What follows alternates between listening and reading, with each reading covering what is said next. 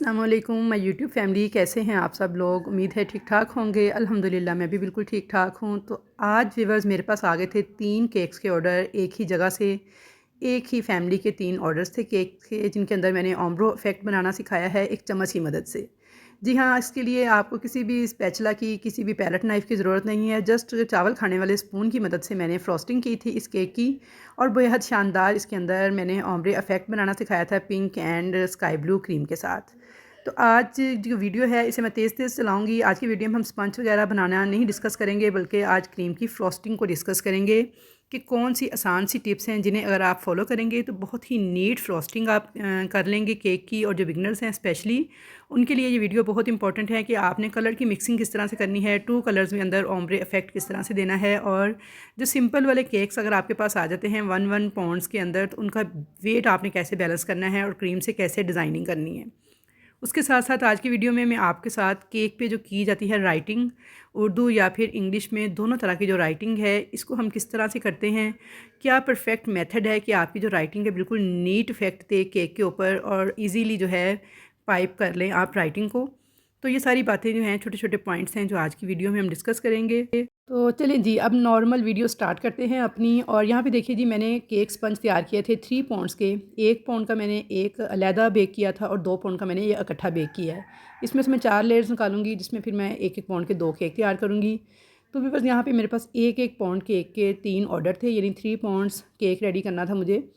तो उसके लिए मैं लेयर्स की कटिंग कर रही हूँ। अच्छा, केक को बेक करने की मैंने आपके साथ वीडियो शेयर की हुई है। केक स्पंज मैंने वनीला केक स्पंज के तरीके से ही तैयार किया है, और ये देख सकते हैं आप, पतीले में बेक किया है, फिर भी बेहद शानदार बन के तैयार हुआ है। और आज जो सबसे बड़ा जो मसला मेरे साथ ये हुआ कि मेरे पास 1 पाउंड वाले केक के सारे बोर्ड जो हैं ख़त्म हो गए थे। यानी मेरे पास इस वक्त बोर्ड ही अवेलेबल नहीं थे। अब केक का ऑर्डर था और वो भी 1 पाउंड में।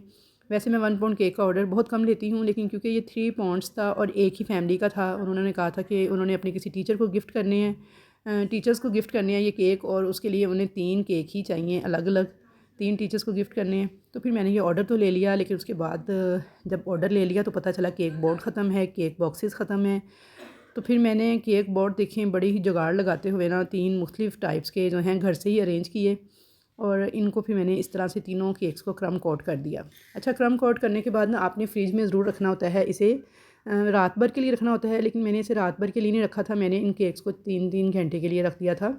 इन्हें बनाने के बाद ना 2-3 घंटे मैंने इनको फ्रिज में स्टे दिया था क्रम कोट करने के बाद, क्योंकि टाइम कम था। तो इसलिए फिर मैंने इनको 3 घंटे के बाद निकाला और इन पर फाइनल फ्रोस्टिंग स्टार्ट की। तो यहाँ पे अब मैं फ़ाइनल क्रीम का जो प्लास्टर है ना वो कर रही हूँ केक के ऊपर।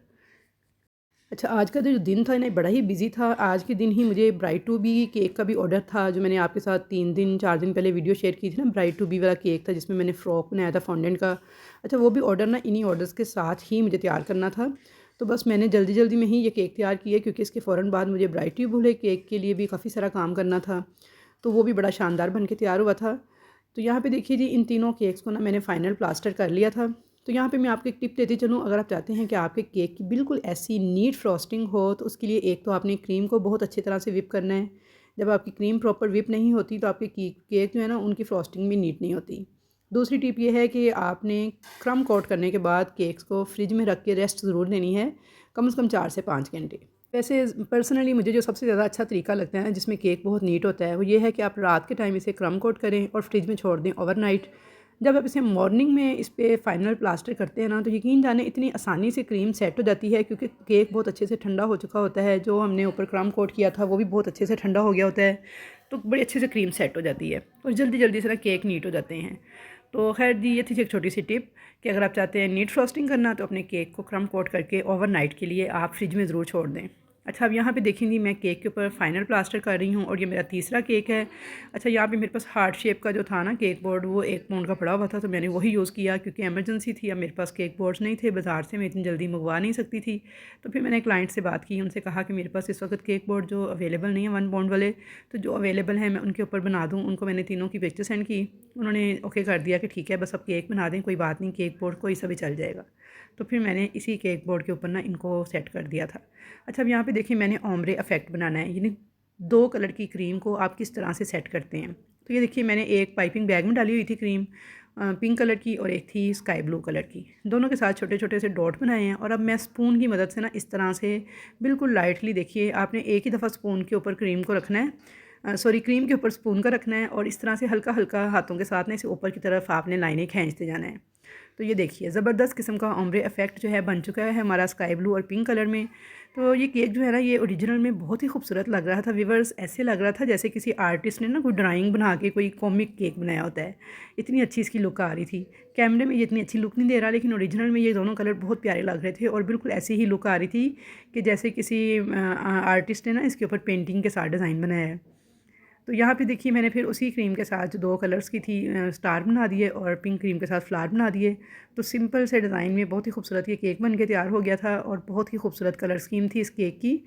तो यहाँ पे मैं आपके साथ दूसरे केक की फ्रॉस्टिंग शेयर कर रही हूँ अब। तो दूसरे केक के अंदर ना ग्रीन कलर का और साथ में हमें करना था पिंक कलर। तो इन दोनों को साथ भी ना इसी तरह से कुछ थीम था जो मैंने बनाना था कि देखिए पहले मैंने ग्रीन कलर चम्मच के साथ ना इस तरह से अप्लाई किया है। अच्छा, क्रीम को आपने थोड़ा सा सॉफ्ट रखना है, बहुत ज़्यादा सॉफ्ट नहीं, बस थोड़ा सा सॉफ्ट मैंने रखा था ताकि ये इजीली जो है मर्ज हो जाए एक दूसरे के साथ। और अब मैंने देखिए इसी के दरमियान में ना पिंक कलर की लाइंस बना दी हैं और अब स्क्रैपर के साथ इसे इस तरह से मैंने कर दिया था। तो इसके अंदर एक्चुअली 2 शेड चाहिए थे क्रीम के, पिंक और मुझे ग्रीन चाहिए था। ये ओम्ब्रे इफेक्ट था लेकिन इस तरह के शेड में था। अब इसके ऊपर मैंने वेव्स इफेक्ट बनाना था तो स्क्रैपर की मदद से ही मैंने देखिए इस तरह से ये वेव्स इफेक्ट दे दिया था केक को। अच्छा, यहाँ पे ये तीनों डिज़ाइन और तीनों की कलर स्कीम जो है ना कस्टमर ने सजेस्ट की थी मुझे, उसी के अकॉर्डिंग ही मैं इनको रेडी कर रही थी। तो यहाँ पे बड़े ज़बरदस्त किस्म के 2 केक तो मेरे रेडी हो गए थे। अब इसकी बेस में थोड़ा सा मुझे खाली खाली लग रहा था, तो अभी बोर्ड पे जगह थी तो मैंने इसके साथ छोटे छोटे से स्टार बनाते हुए ये डिज़ाइन सेट कर दिया था। तो ये भी केक बेहद शानदार लग रहा था। तो अब आ जाती है बारी तीसरे केक की। तो भी बस जब भी आपने क्रीम को विप करना है ना, तो क्रीम को विप बहुत अच्छे तरीके से करना है। जब आपकी क्रीम बहुत अच्छे तरीके से विप होती है ना, तो यकीन जानिए इसके ऊपर डिज़ाइनिंग भी बहुत ज़बरदस्त होती है, पाइप भी बहुत अच्छे से क्रीम हो जाती है और सेट भी बड़ी अच्छे तरीके से हो जाती है। तो इसलिए कोशिश करें कि क्रीम को विप अच्छे तरीके से करें। अच्छा, कुछ लोग कहते हैं इसमें कॉर्नफ्लोर डालें, इसमें ये डालें, वो डालें, कुछ भी मत डालें। आप सिर्फ क्रीम का टेम्परेचर मेंटेन करें तो क्रीम के अंदर कुछ भी डालने की ज़रूरत नहीं पड़ती, क्रीम वैसे ही बड़ी अच्छी सेट हो जाती है। अच्छा, मैं हमेशा विपिंग क्रीम यूज़ करती हूँ, लेकिन आज मैं यूज़ कर रही थी फ्रॉस्टी क्रीम। उसकी रीज़न ये है कि विपिंग क्रीम का टेस्ट तो बहुत ज़बरदस्त है, उसके टेस्ट को आज तक कोई भी बीट नहीं कर सका। लेकिन पता नहीं क्यों कुछ अरसे से ऐसा है कि केक स्टेबल ही नहीं होते थे। मैं केक बनाती थी तो कस्टमर तक पहुँचते पहुँचते क्रीम मेल्ट होना स्टार्ट हो जाती थी। तो फिर मुझे मेरी टीचर ने मशवरा दिया कि आप फ्रॉस्टी यूज़ करें, आजकल फ्रॉस्टी का रिज़ल्ट अच्छा है, जबकि उसका अच्छा नहीं आ रहा विप का ना, उसकी स्टेबिलिटी बहुत कम आ रही है। टेस्ट तो बहुत शानदार है, उसमें तो कोई शक नहीं, लेकिन स्टेबिलिटी का प्रॉब्लम बहुत ज़्यादा है कि क्रीम स्टेबल ही नहीं रहती, कि कस्टमर तक पहुंचने तक क्रीम जो है मेल्ट होना स्टार्ट हो जाती है, तो फिर बहुत ज़्यादा केक ख़राब लगता है। तो इसलिए मैंने अब फ्रॉस्टी यूज़ करना शुरू की है। तो अल्हम्दुलिल्लाह अब वाकई ये क्रीम स्टेबल रहती है, हालांकि इसका टेस्ट जो है उसके जितना अच्छा नहीं है, उससे कह लें कि 1-2 नंबर कम है, लेकिन ये है कि स्टेबिलिटी ज़बरदस्त है, केक के ऊपर अप्लाई करनी आसान है, तो जिसकी वजह से मैं इसे प्रेफर कर रही हूँ। तो यहाँ पे देखिए जी, मैंने तीनों केक्स रेडी कर लिए थे, थोड़े थोड़े मैंने इनके ऊपर बीड्स वगैरह डाल दिए थे और अब मैंने करनी थी इन केक्स के ऊपर राइटिंग। अच्छा, राइटिंग करने के लिए ना 2-3 तरीके हैं। एक तरीका तो ये है कि आप कोई सी भी जैम ले लें, उसके अंदर आप मिक्स फ्रूट जैम ले लें या कोई सा भी कलर जो आपको पसंद हो, लेके उसे अच्छे से बीट करके पाइपिंग बैग में भर लें और उसके साथ राइटिंग कर लें। और दूसरा तरीका ये है कि आप क्रीम को थोड़ा सॉफ्ट रख के विप करें, यानी बहुत ज़्यादा हार्ड नहीं करना, थोड़ा सॉफ्ट विप करके उसे पाइपिंग बैग में भरें और उसके साथ राइटिंग कर लें। एंड देन तीसरा तरीका ये है कि आप चॉकलेट जेल यूज़ करें। अगर आपको ब्लैक कलर में या ब्राउन कलर में राइटिंग करनी है, डार्क चॉकलेट कलर में, तो उसके लिए बेक हाउस से मिलती है चॉकलेट जेल। उसे आप पाइपिंग बैग में भर के उससे केक के ऊपर किसी भी किस्म की राइटिंग जो है ना बहुत शानदार कर सकते हैं। तो मैं यहाँ पे यूज़ कर रही हूँ मिक्स फ्रूट जैम। अच्छा, मिक्स फ्रूट जैम थी, इसका कलर थोड़ा लाइट सा रेड था, तो मैंने इसके अंदर थोड़ा सा red gel food colour add करके ना अच्छे से इसे बीट कर लिया था। बीटर वगैरह के साथ नहीं, चम्मच के साथ ही अच्छी तरह से थोड़ा सा कलर डाल के मिक्स किया था और उसके बाद वो जैम थोड़ी पतली सी हालत में आ जाएगी, तो आपने उसको पाइपिंग बैग में फ़िल कर लेना है। और अब ये देखिए मैं इसके साथ ही राइटिंग कर रही हूँ, तो कितनी शानदार राइटिंग हो रही है और कितनी ज़बरदस्त लग रही है।